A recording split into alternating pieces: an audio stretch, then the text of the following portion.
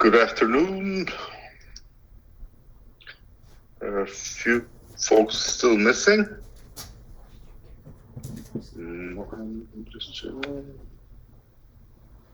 Hi, Benjamin.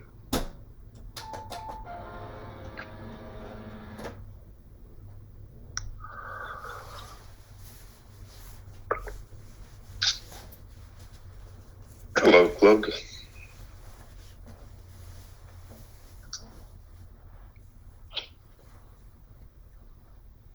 Good afternoon, Mohan.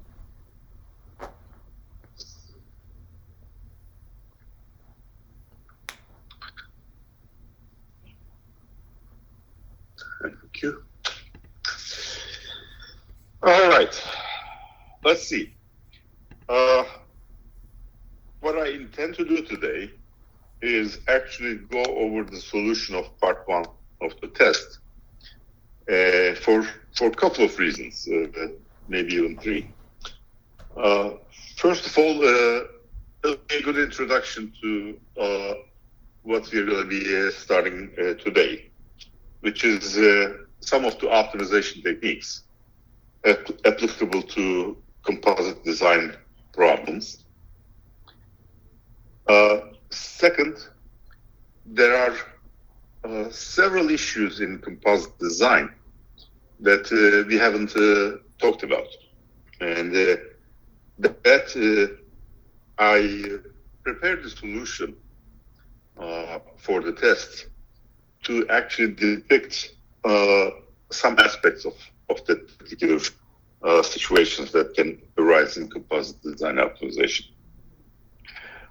We have not, for all practical purposes, we have covered everything that needs to be learned about design of composites.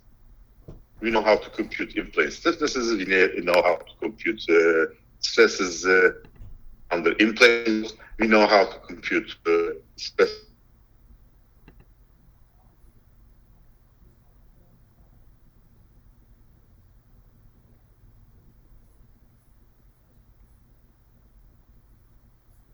Fundamental aspects of the design of composites. At this point, here we're getting into the specifics of composites, like is the classical lamination theory sufficient to do a design? For all practical purposes, classical lamination theory is not sufficient to do anything useful. I'm sorry to say this, but it has serious drawbacks, and we tried to bring them out when we were doing the elements of classical lamination theory for computing stresses and stiffnesses.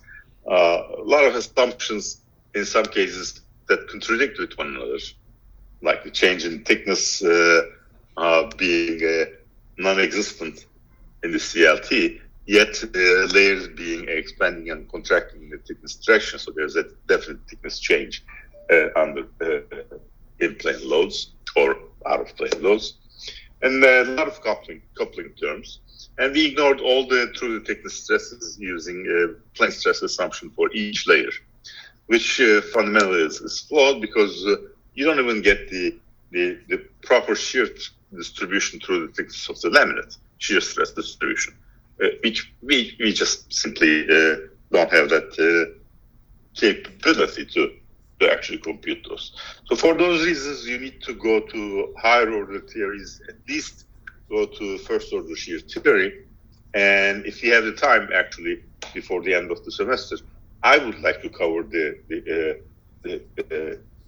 first order shear deformable theory, so that you get a sense of what is seriously missing in our analysis computations. But more important part of it is, as you have probably seen in the test problem, that this optimization, this design problem is inherently difficult. That there are issues which we haven't even touched upon yet, in terms of number of layers being discrete integer numbers. And then when you go into things like stacking sequence design, where relative location of the individual plies will start making a difference, then the design approach is extremely cumbersome and difficult. So for that reason, I think it's essential that we take a look at the optimization techniques for design of composite laminates. So that's the lecture that's going to be today. But before we do that, I really want to spend some time going over the part one of the test problem. And what I wanted to actually do after this is for you to grade the test one, potentially yourself and each other. So I think there's a setup for that, it will allow you to grade yourself and one additional person in terms of the test one problem, part one, so that you can actually see, seriously pay attention to what is being done in that test one problem. So with that, let me open the problem solution that I have.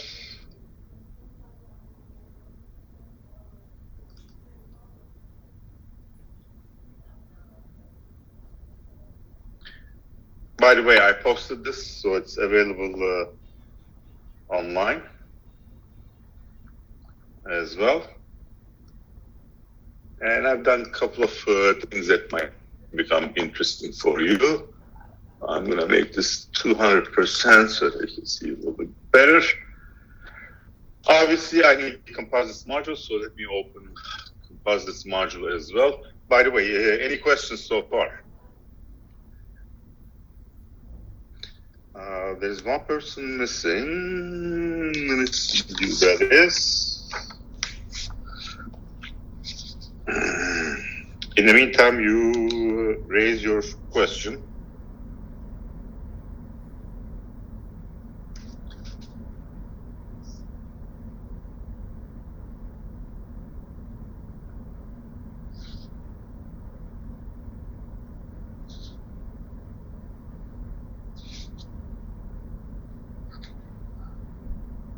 Chase, how are you doing with your health? Are you feeling good now?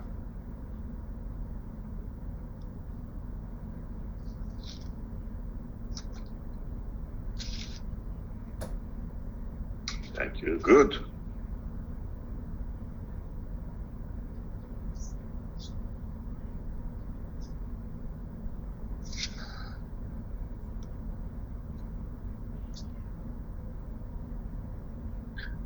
Is Sam missing? think. Who was missing?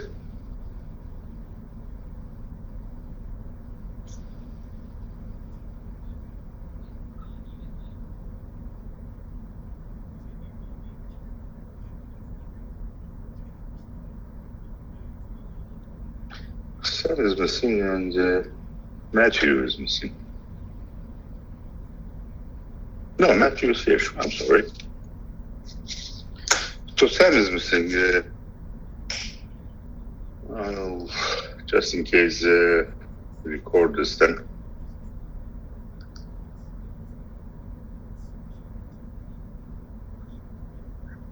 So no questions so far?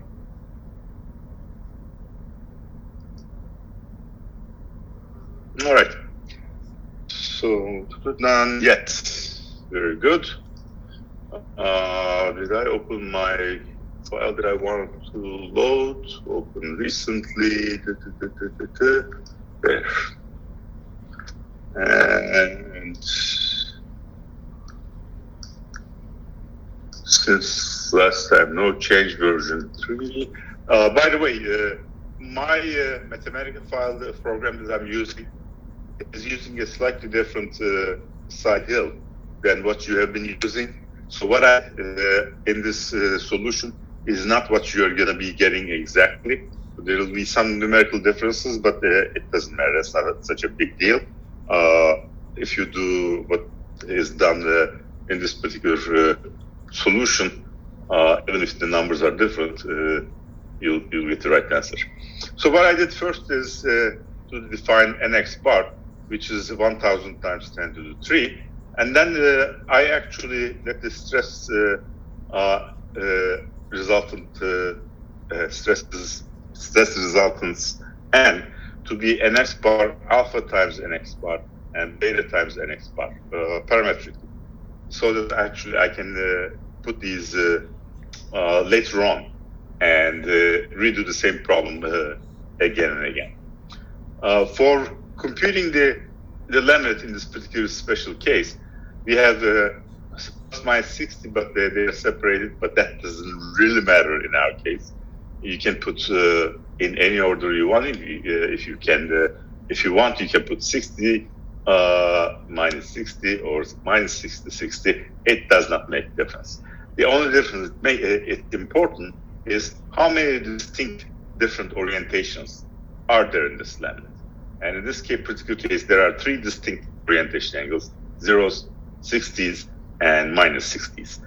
And furthermore, we are requiring a balanced laminate by requiring the plus 60s to be equal to the minus 60s, which means M is the subscript for plus 60 and minus 60, and therefore there are only 2 variables that we need to figure out: how many layers of zeros and how many layers of plus minus 60s. To come up with automatically with those laminates, as I changed the numbers M and N, wrote a little script here that says if you take M equals 1, N equals 1, if you take a join array, a constant array 60 times M times, and array zeros N times, and a minus 60 M times, and reverse them and join them, this is becomes a little module. Okay, that says if I give M and N as integer numbers, to call this module called capital L laminate, it will go ahead and do some internal computation, compute the top portion of the layup by joining those 3 angles, and then taking the reverse of it and joining the reverse of it together with the top. So this becomes a little script or little module that I can change M and N as I want, and I get the correct layup for the laminate. So if I have M equals 2, N equals 1, it gives me the correct layup, mid-plane symmetric balanced layup, and M equals 3, N equals 2, as for example is this. if you go to an extent that you want 6 of these plus minus layers and 6 zeros, this is what you get. It's a fairly long layup. It's mid-plane symmetric, again, somewhere about here. So this is what we're going to be using. To start my design process, I start with the smallest possible layup that I can have, because that's the lightest. So if I build my MNN equals 1, call my capital laminate module to find my laminate, and then take the length of this laminate, I get the weight or representative of the weight of my laminate. So this has total of 6 layers, 3 on the top, 3 at the bottom, mid-plane symmetric, 160 and 260 and 10 and 20 and minus 60 and 1 minus 60. This is actually a quasi-isotropic layup with a thickness of T equals 6. If I put my material properties and strength properties, I changed the sequence compared to yours. Mine now takes XT, XC, YT, YC. I think in your case you're using XT, YT, and then the XC, YC. So be aware of this. I think I prefer putting the tension and compression along the fiber direction first. So that's a small change that I made. And I think your module still uses the other older version, which takes XT and then YT. So this is ply thickness ply T. This is the material properties. And I have invariant U that computes the U vector. I can, given an M and N, I can call A matrix, and this will give me the A matrix of the layup. So A met is going to change as a function of M and N, as well as material strength remains constant. I mean, the laminate changes. Material and strength, I don't have to evaluate these quantities again and again. The only thing when M and N changes, I have to call laminate.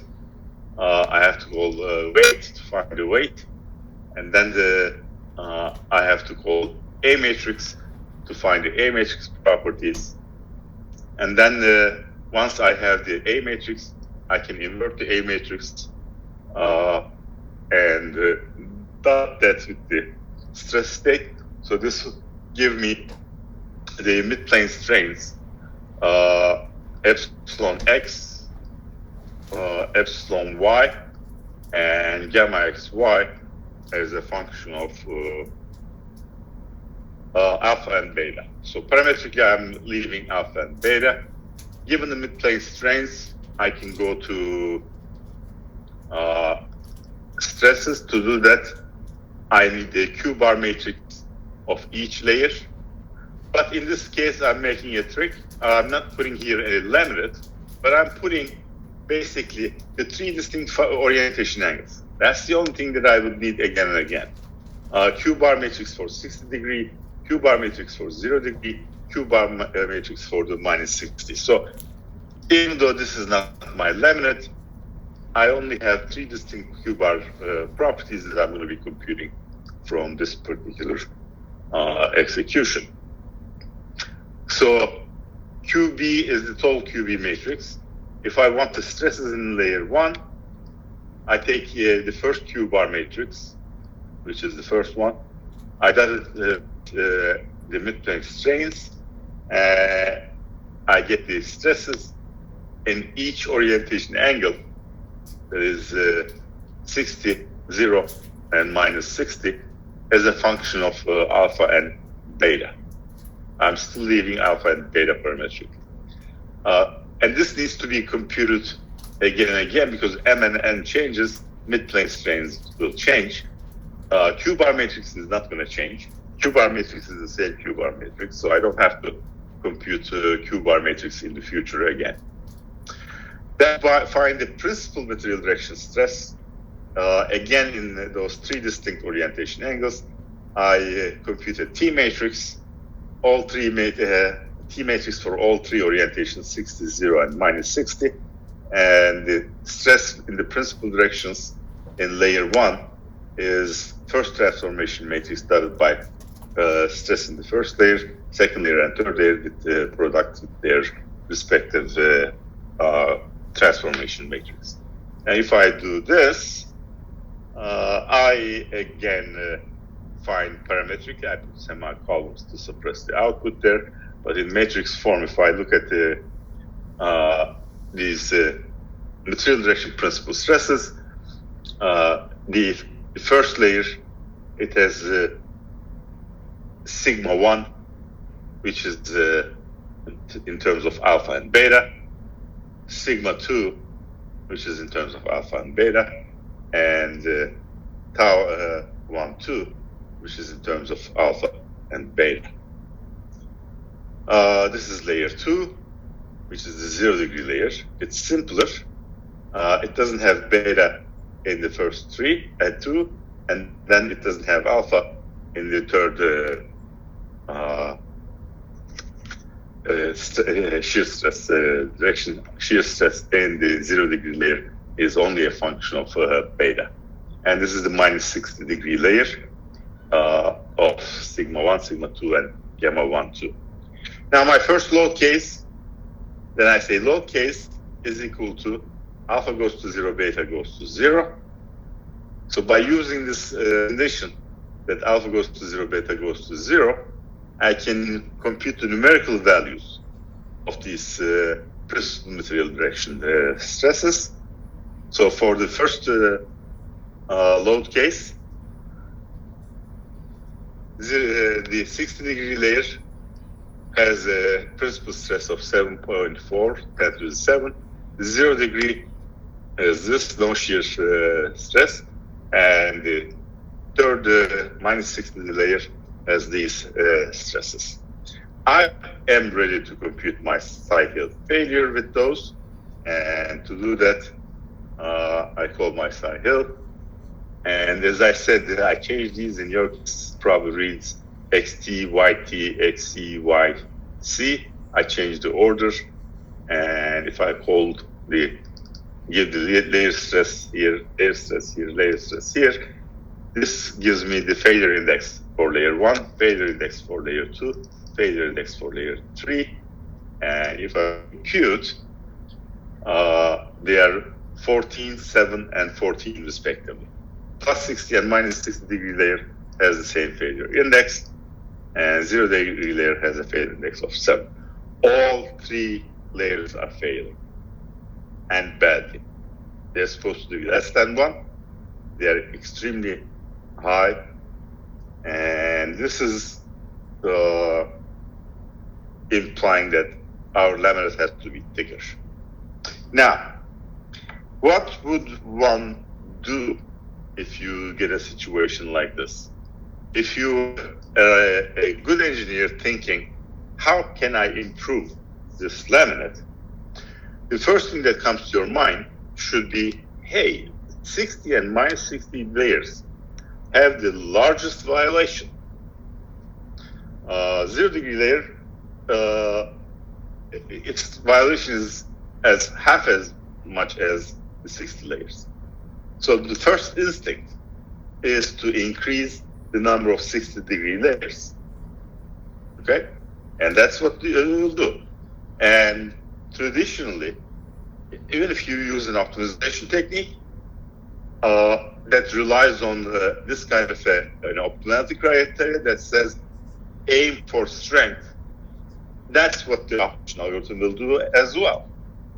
Even if you're not doing by yourself, human, if you let a derivative-based optimization, it will look at this problem and say, hey, my 60s are failing badly, most badly, so I will increase M. So my iteration starts by going M equals 2 and N equals 1. So I put all the executables into one cell, M equals 2, N equals 1. I compute the laminate for it, Then I compute the thickness of my laminate, which I call weight. I can print the number of layers and laminate here. I can compute the A matrix. Then I can compute the midplane strains, stresses in each layer, and principal stresses in each layer. I don't have to compute T's. I don't have to compute Q bars.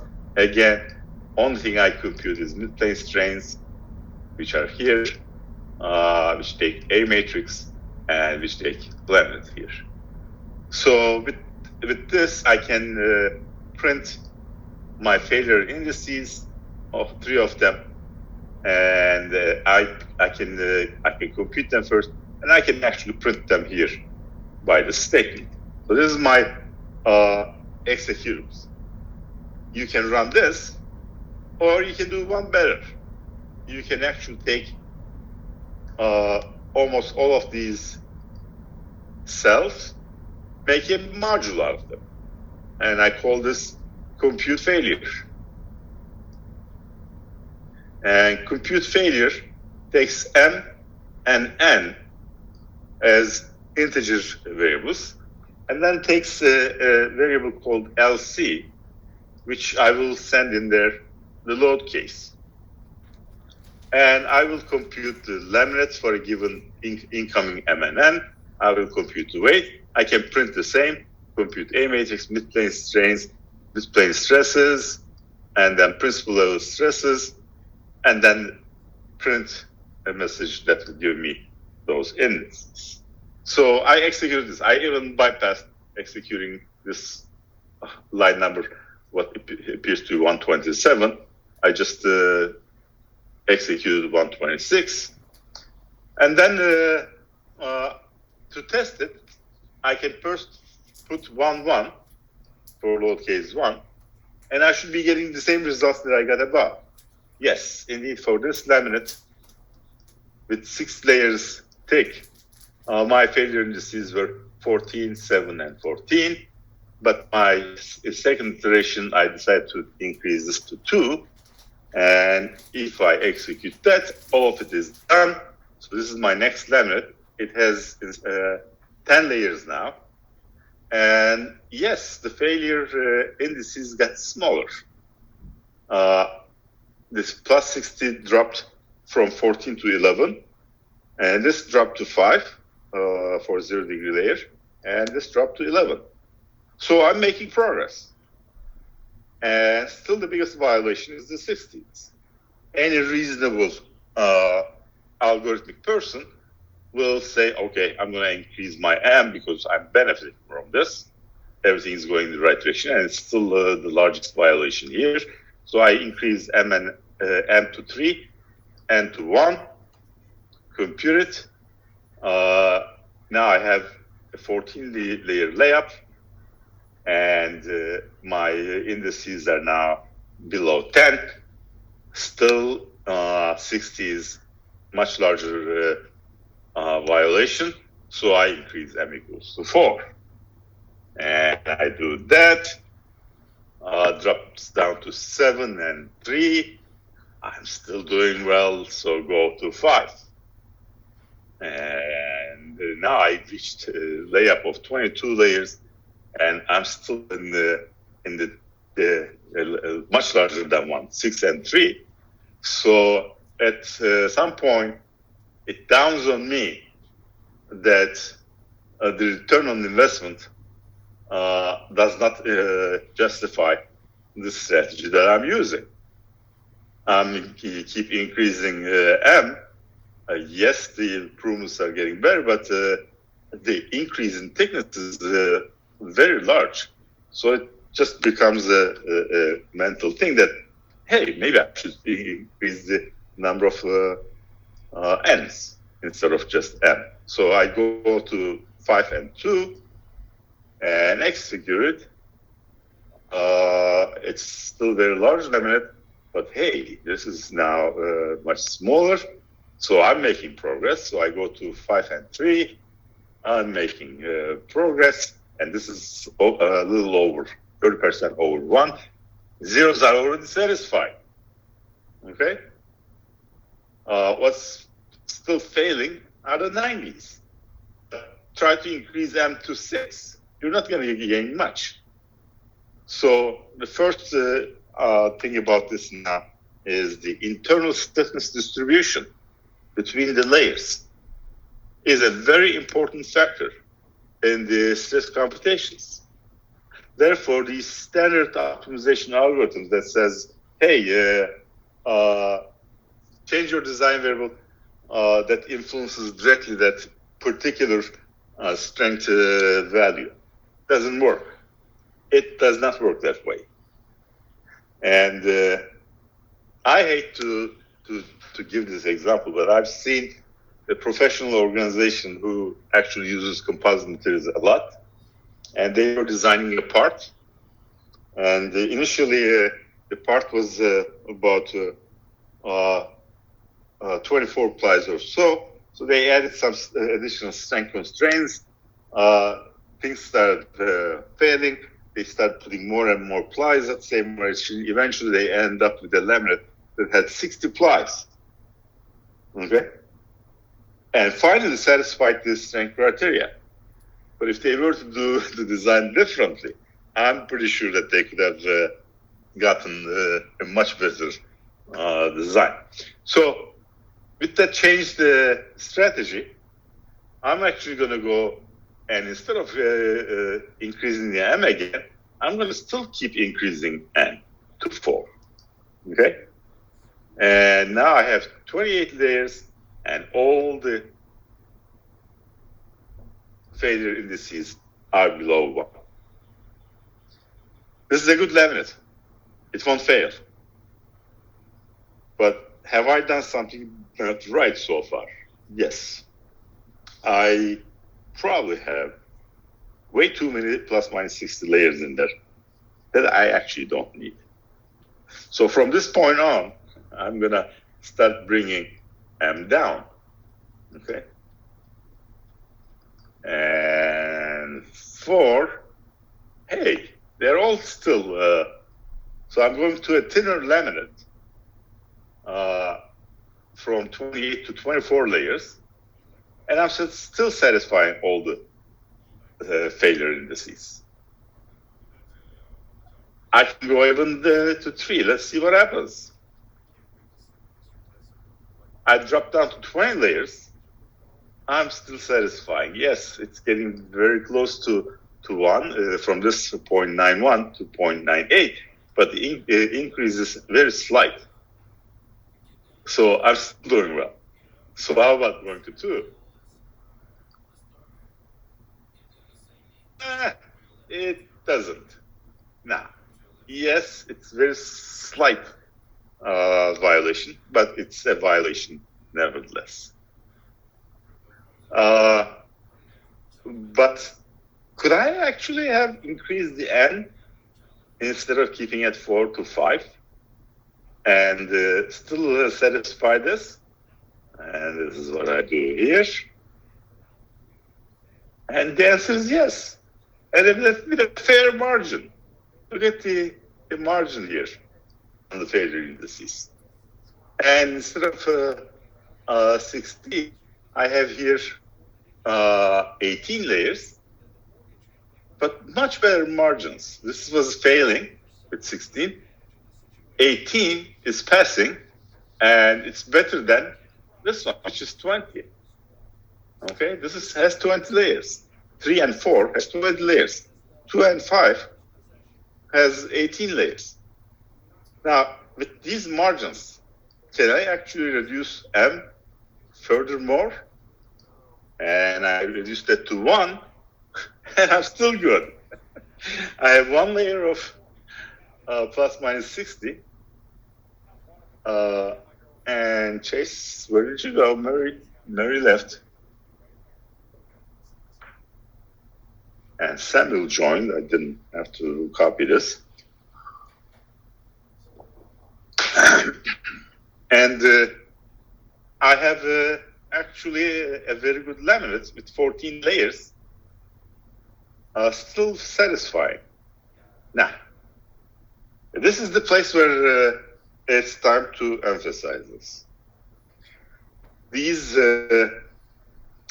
stress margins may not be the best way to actually compute designs. In fact, they often create singularities that you cannot surpass. What do I mean by singularity? That I put a 60-degree layer in there, and I don't really have a way of changing the layup other than using zeros and 60s. And this is the minimum number that I can use. I still have very large margins for the 0-degree layer and also for the plus minus 60 layer. Now, what about getting rid of 60s? Putting m equals 0. Okay. In this case, do not trust the value of this and this here, because there are no 60s. But this is a meaningful number, and it's still satisfying with 10 layers of zeros. So what is this laminate? I don't even know what my laminate module does if I introduce 0 and 5 here. Yeah, it's all 10 layers of zeros. So laminate is good, but the existence of plus minus 60 layers is irrelevant. So this calculation here doesn't say anything. But I'm very good. In fact, I can even go to 4 layers of repeating with 8 layers. I start approaching 0.6, and with 3 layers, I violate the 0-degree layers. So the only thing that I actually need for this is to use this layup, which is this laminate here, and there's 8 layers of total zeros, and you'll be fine. But an iterative optimization algorithm, unless you use a combinatorial optimization, would not have been able to get rid of this 60-degree ply. It will keep looking at it, and it will drive the design to basically a design that is not even optimal. Now, having said this, I did it on purpose that I defined 2 different other load cases. Because this layup, although very good in uniaxial load, if I have biaxial load or shear load, you're going to see that this laminate is not going to be a good laminate. For load case 1, it is a good laminate. So in grading your exam, if you got to the heaviest design that satisfies all, you can take off from yourself -3 points out of 10. Okay?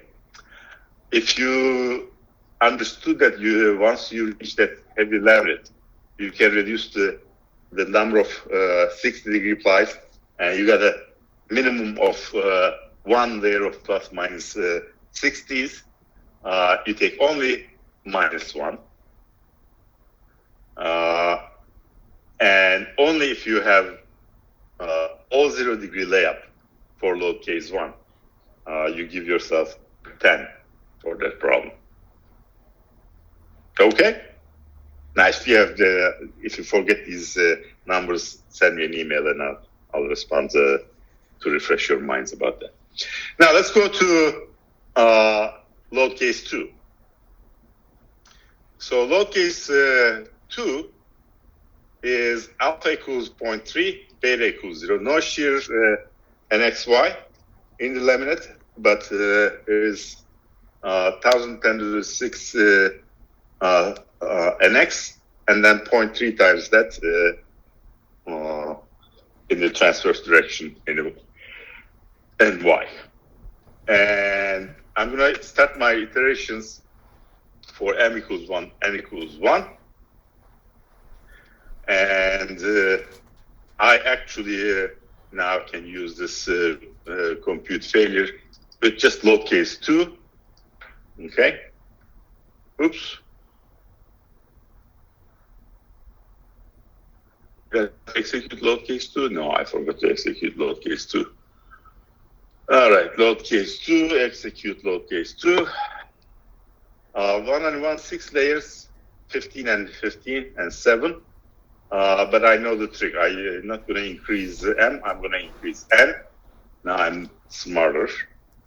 So 8 layers. And by the way, the thickness increase is smaller with n instead of m.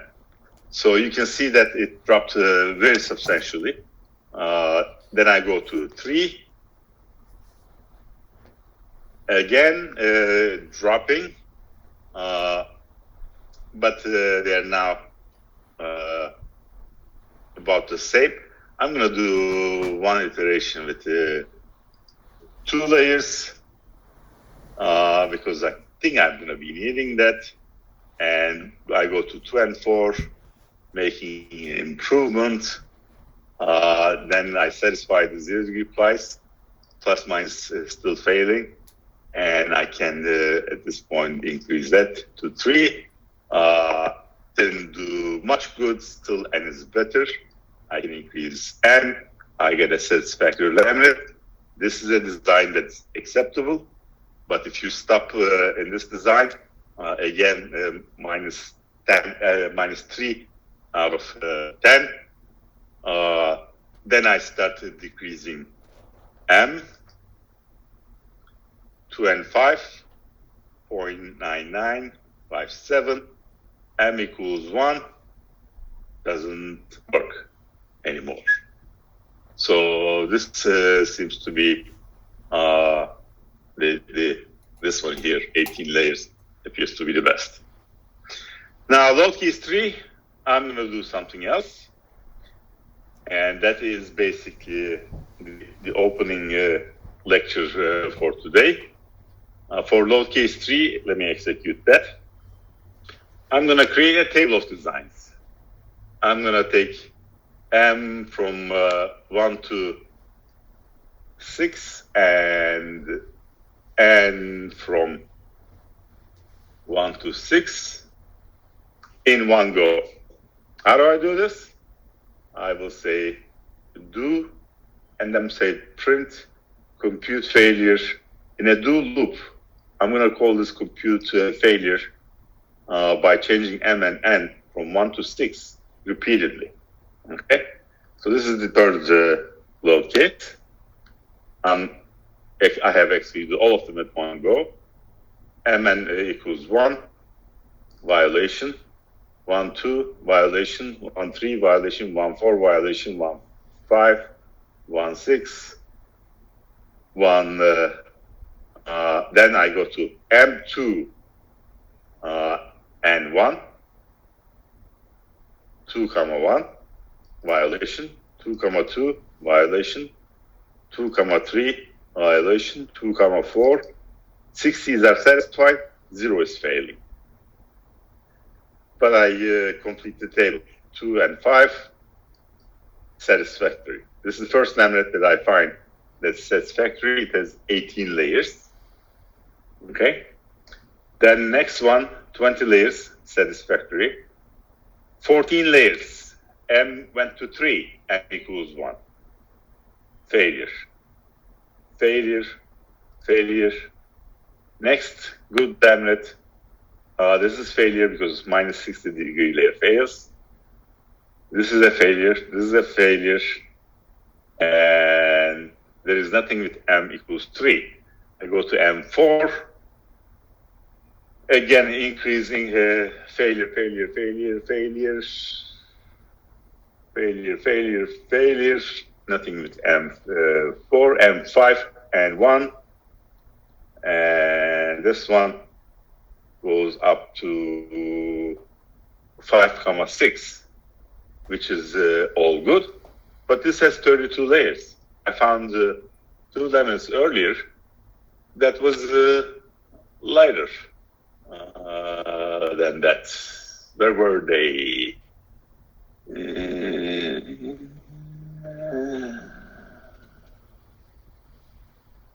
No, I didn't find any. Where was it? I thought I found the lemon as 2 layers. No, this is the first time this minus 60 layer is actually at 5,6. And this one is a good laminate with 36 layers. So 5 and 6 is the 32 layer, which is the best. I could have done the same thing by changing this a little bit, and I used the table form instead of printing and trying to look through the results like that. I wrote the same module as table form, and in this case, you need to basically initiate table to be 0, and then at the end, you print the table in table form, and calling the compute failure without a print statements in there. So if I do this for load case 1, for alpha equals 0, beta equals 0, these are all the load cases. Load case 1 in table form. First 2 columns are M and N, and the last column are the failure indices. So you can be even fancier, and you can actually check these if they are all less than 1. You print those. So in the table, you only print the ones that satisfy. But basically, I reduced everything. Let's do the load case 2 by putting load case 2 in there. These are all the lemons between 1 and 6. And if I do the third load case, these are all the layups. And I'm going to do this 1 to 10, just for the sake of investigating more laminates. So you can see that the first time all 3 failure indices are less than 1 is not until here, which is 3 and 9. Oh, actually, there's a 3 and 9, which is 30 layers. Okay, but this is 30 layers, 3 and 9. M equals 3, N is equal to 9. Then you got 4, 7, again 30 layers, equally good thickness, all satisfied, 4 and 7. Let's see if there are others. Thinner.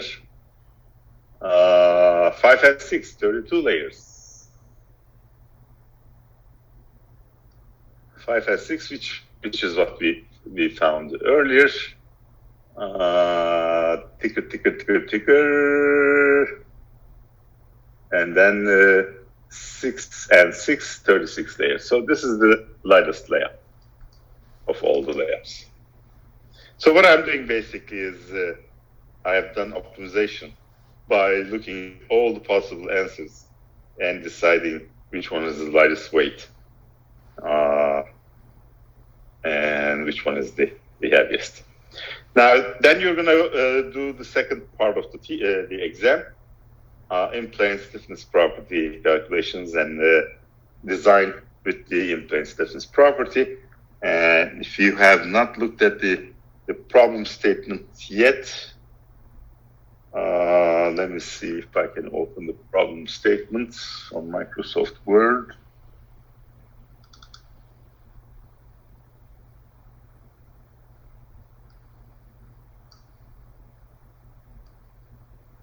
Based on the same problem, the only thing that I'm adding is the in-plane shear stiffness, E sub G or G sub phi. I guess you can also call this a G. In the polar calculation, I think I use 1 list of four numbers, E one direction, E the second direction, and G and nu. I forgot how to call calculation, but the requirement is the shear stiffness in any direction, looking at the length from any direction, must be at least 5 times the G12 value of the material, which is this. So 5 times 5.59 gigapascals. And that's the design problem for all 3 parts. Any questions?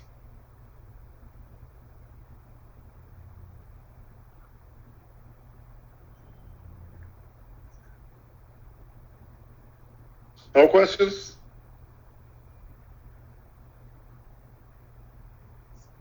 You guys are giving me an easy time. Not giving me a hard time. Can you say again how the grades would differ based on our answers for part 1? Basically, I'm going to assume, you can assume that I may have stated differently how many points for this part, but I'm going to assume that each part of each option of part 1 is 10. So part 1 is a total of 30 points. If you have not been able to get a design for any part, you can take -5. If you get a design for one of those load cases, and but you got the heavier design, you take out -3. If you did not think of eliminating the 60-degree ply from the layup, don't take any point out of that. That's a tricky part. That would have required for you guys to actually be doing designs for longer time. So don't take any points off. I'll write these and send it to you all, along with your assignment of actually grading these. I think there's a way to do that via Blackboard. That's how I'm going to do that. But grade, for me, grade is a grade. Grade is a grade.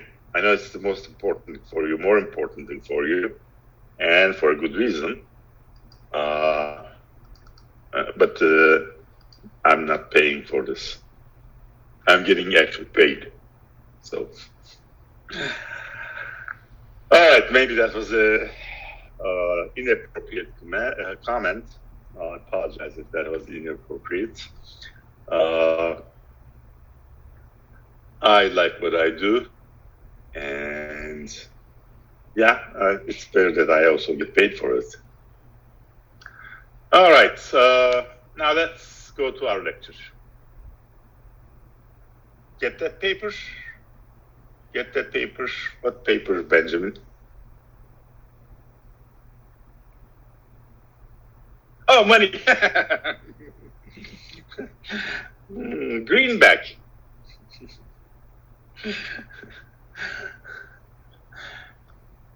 I thought you were talking about a technical paper or something. All right. Let's cancel this. No, let's not save this. Let me go to the lecture. And this is something that Benjamin will like because he had the course for this. So,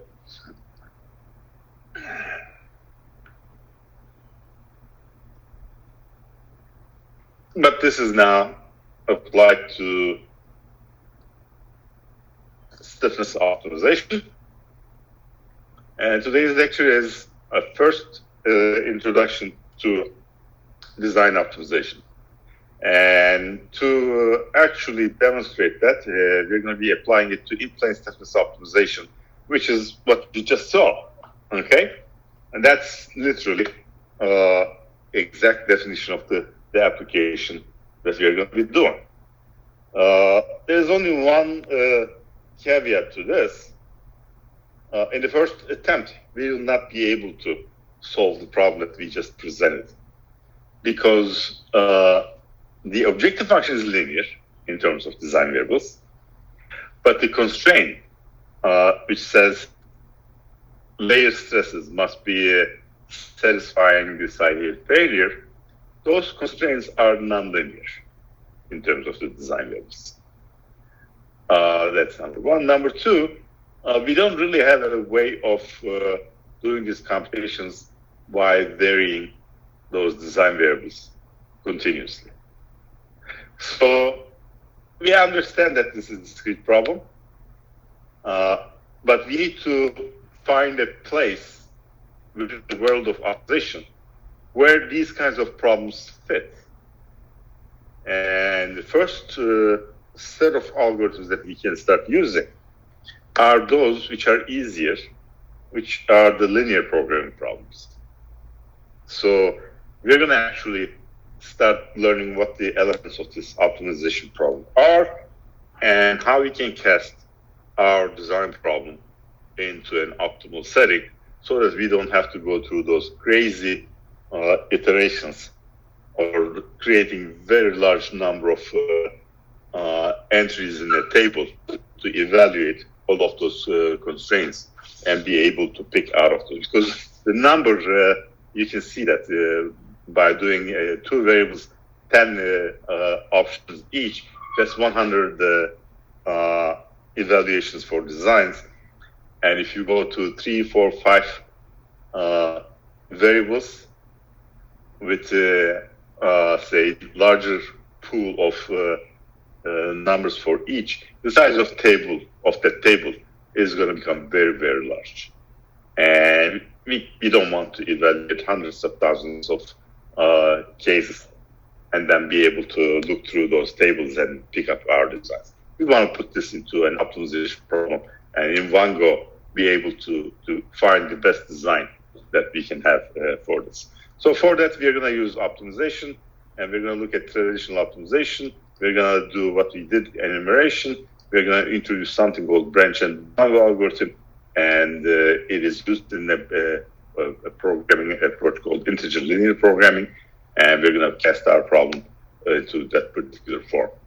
So typical traditional optimization problem, you have to have an objective function, at least one objective function, and to put our design into this verbal statement of the design problem into a mathematical statement, we're going to have to be able to define functions in terms of those design variables. So we're going to be trying to minimize or maximize a function f in terms of n design variables. Boldface x is a vector. This vector has 10 elements, x1 through xn. So in the previous problem that we just solved by creating those tables, we had n equals 2. There was x1 and x2, or m and n. And this can go to large numbers if you have more discrete, distinct fiber orientation angles. And intuitively, we use the weight or the count of number of layers as our objective function f. So this boldface x is x1 through xn vector transpose or vertical column vector of x. We'll have constraints in terms of either inequalities or equalities, and there will be a different number of those, ng and ne. So in our case, in the previous problem, we didn't have equality constraints. We had only inequality constraints that said psi-Hill number must be less than 1, or psi-Hill failure index minus 1 is less than equals 0. So our G was failure index minus 1 was our G. And there were 3 of them, layer with 0 degree, 60 degrees, layer with 0 degrees, and layer with minus 60 degrees. So ng in the previous problem was 3. We didn't have this. And then typically your design variable x is between 2 bounds, lower bound and upper bound. But if this is a continuous optimization problem, which most optimization algorithms are actually geared to solve what we call this traditional standard statement of an optimization problem, which is what's shown in here. So how do things change compared to this standard mathematical statement? Okay. In fact, I should put here standard mathematical statement, and well-defined should have been with well-defined. Okay. So the next chart is going to give you a perspective about classification or specification of optimization problems. First thing you need to be aware of, the objective function can be a single objective function f, or you can have multiple objective functions, f1, comma, f2, comma, f3. So you can have as large number of objectives. Now, most mathematical optimization statements assume single objective function. This is hard to solve. This is much harder to solve, multi-objective formulations. Yet, nothing in life is single objective function. So, if I were to be a person that can control the world in terms of what we teach and what we don't teach to our students, I would have get rid of the single function optimization methods and directly go to multiple objective function methods. But mathematics breaks down mostly for this. Mathematics is going to break down even if you are here, eventually, if you go down this left column. But here it breaks down earlier. Now, that doesn't mean that you cannot establish some of the criteria for multi-objective function to treat it. No, there are some things that you can still use. But in terms of algorithms that you can work with, you will find out that they are not standard. You can just go out and have an off-the-shelf multi-objective formulation software easily. I'm not even sure if any company does it. Now, having said this, if you jump 20 years in terms of how we are doing things, today we are mostly talking about artificial intelligence, machine learning, and neural networks, and so on and so forth. They are actually mostly multi-objective optimizers internally. There are a bunch of internal multi-objective formulations in those algorithms. Nobody will tell you those, but they are there. So evaluation of something which is nicer than most other things, if you have multiple objectives, the AI system has to use some sort of a measure to decide how good a particular design is if it has multiple objectives and to do accordingly. But if you're using mathematical optimization, we're going to be using single objective function mostly. I have a notebook that I want to actually extend to this multiple objective, but we'll talk about it when we come to it. The second big problem in terms of optimization algorithms, unconstrained problems versus constrained problems. Again, unconstrained problems are simpler, much simpler. Constrained problems are much harder. But there are no optimization problems without constraints. So this branch can easily die because there are no unconstrained problems in real engineering design. Things like stress constraints, things like deformation constraints, strain constraints, vibration constraints, buckling load constraints, weight constraints. You can name an engineering problem. There'll be a lot of constraints that you have to put on the design. Next complication will come in terms of the nature of the design variables. If design variables are continuous, that can take any value from lower bound to upper bound, they are easier to handle. There are algorithms, and in my next chart, we're going to actually touch upon this.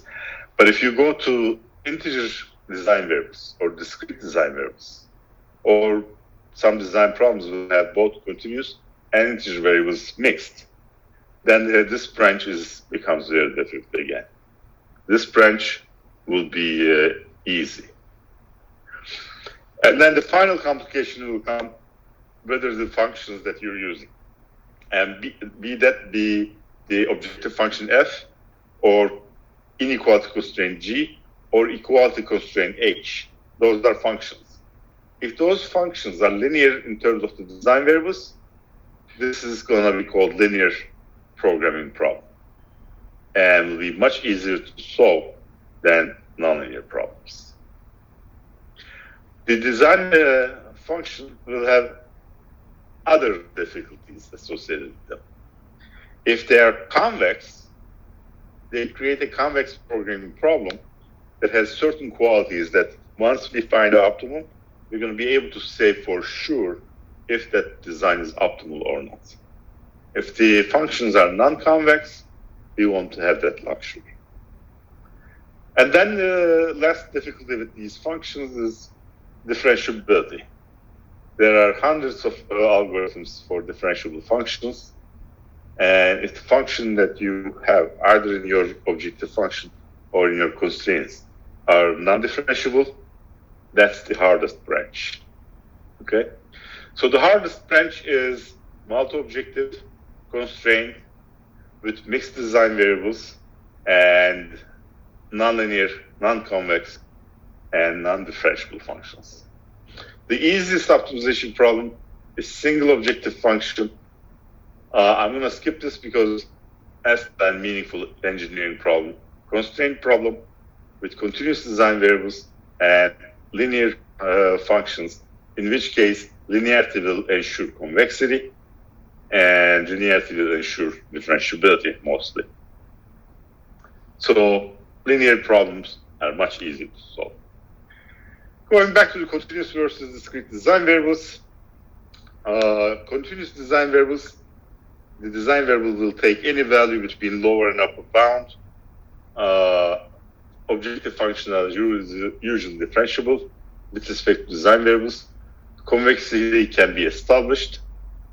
Global versus local optimization that requires looking at the necessary and sufficiency conditions, which uses convexity, can be established, and very large number of algorithms are possible for linear and nonlinear optimization problems.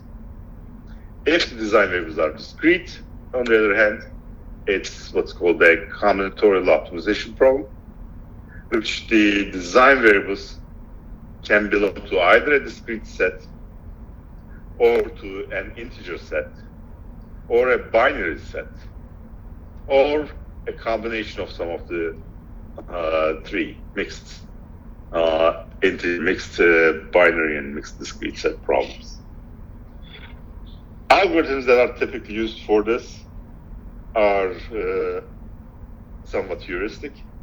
They are heuristic search algorithms. Some of the mathematical optimization, the paradigm takes down for this. So not all the time, but sometimes. What will become important in that case is whether the problem is a linear programming problem or not. If it's a linear programming problem, it is very easy to take a continuous linear programming algorithm and extend it to an integer linear programming algorithm. So integer linear programming is easy. But if the problem is nonlinear, it becomes very difficult. And what we are going to use in this particular course is what's called a genetic algorithm. It's somewhat of a heuristic search algorithm, but the heuristic part is based on the natural evolution of genetic creatures, and we're going to be able to use that as a function minimization or maximization algorithm with the penalty approach for taking into account the constraints.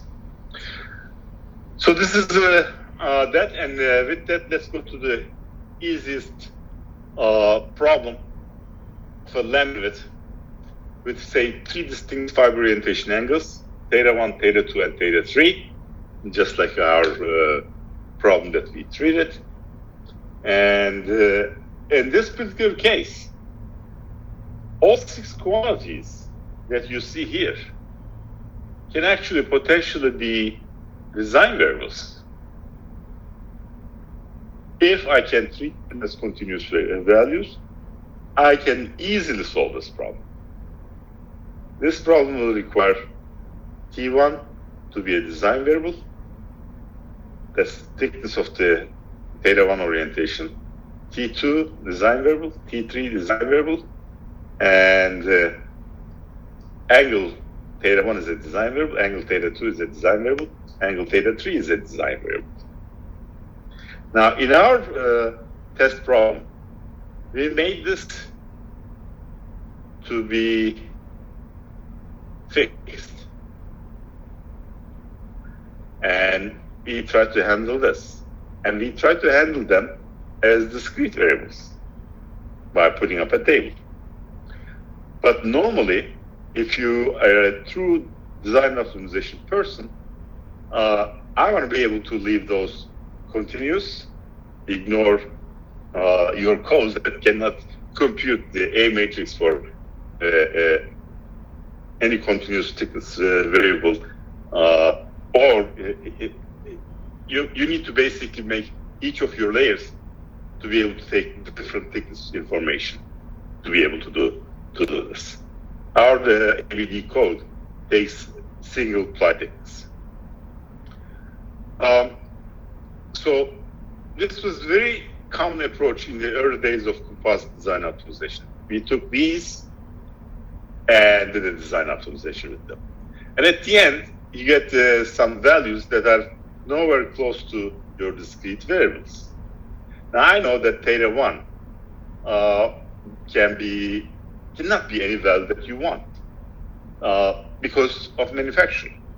In the old times, we had these templates for manufacturing, and it was not possible to field 100 different templates on this factory floor to do 100 different orientation angles. So we basically set ourselves to say zeros, plus 45, or minus 45s, and 90s. And we said, okay, let's just optimize with those. So theta can take only 0 plus minus 45, 90. This could take plus 0 plus minus 45, 90. And if you get a theta orientation of 25 degrees, you have to round it off to either to 0 to upper value of 45. If theta 2 comes out to be 50 degrees, you could round it to 45 degrees. But this rounding is usually you go one up, one down, which means for every design variable, you'll have 2 possibilities to go up or down. And that means you have to evaluate 2 to the n possibilities. And for large values of n, that's a very large number. That can easily become a very large number. And on top of it, for some problems, none of those nearest integer solutions can be feasible. They may actually violate the constraints because you're not rounding by looking at the constraints. You're rounding and then checking the constraints, evaluating your design to see how good it is again and again. So to address this combinatorial problem, we do the enumeration, which we already did in our test. So this was a problem that said enumerate all possible solutions and design a 16-ply balanced symmetric laminate with 0s, 45s, and 90s to maximize A11 such that GXY is greater than 12, A22 greater than 20. And what you do is you start with all 90. So keep the total number of layers at 16 then look at A11, A22, XY, and see if this is the maximum that you can have, and if these satisfy the constraints. In this case, this doesn't, because this is 153, whereas A22 must be larger than 20. So that's good actually. But G must be greater than 12. G here is 2.9. Then you go to 0.97, 0.296, 0.395, 0.494. And then once you deplete this, you go to additional layups.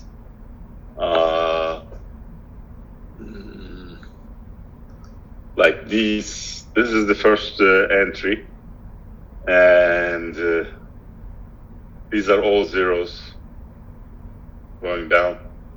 And then once you deplete the zeros in here, into 45 cent zeros, then you go to the first table again on the right-hand side. This is continuation on the right-hand side. And by doing that, you can choose your length, which is what we basically did in the test that you just did. Okay? And I'm going to stop here because next we're going to start getting into how to create a linear integer programming problem out of this in-plane stiffness design that we can use by using optimization, and we're going to demonstrate that using Mathematica. With that, I'm going to conclude my lecture. And if you have any questions, stay on the line and ask. If not, I'll see you guys on Thursday. And I will, I don't know if I put the latest statement of the test part 2, but I'm going to make the deadline for it to be next Monday, I believe I said in my email. So part 2 of test 1 will be due Monday. Questions?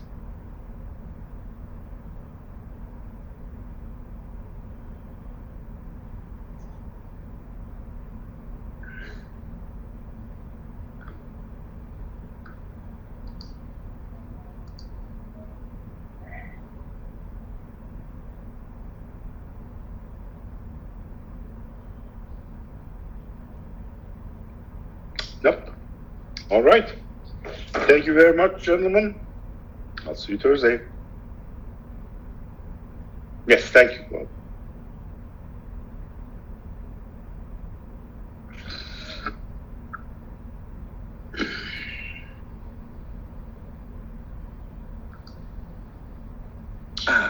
Save it. I was going to save that change that I made. Oh, I already saved it. All right.